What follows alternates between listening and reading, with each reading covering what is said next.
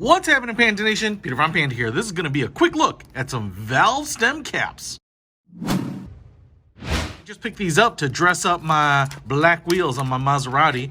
I guess they're by Zolco Carbon. And they're valve cap stems. You can pick these up pretty much anywhere.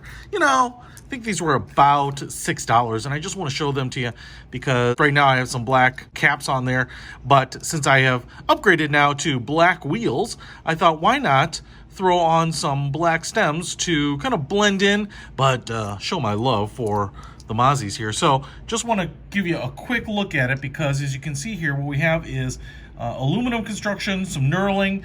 The little bands here are actually milled out, and so that kind of gives you the naked aluminum underneath. But I like the fact that they're round and milled because sometimes these round ones, especially if they get covered in brake dust or water or something, are a little hard to get off. And then up at the top here, we have what I'm assuming is like a laser etched Maserati logo. Now, I'm not going to say these are anodized. I think they are maybe just painted.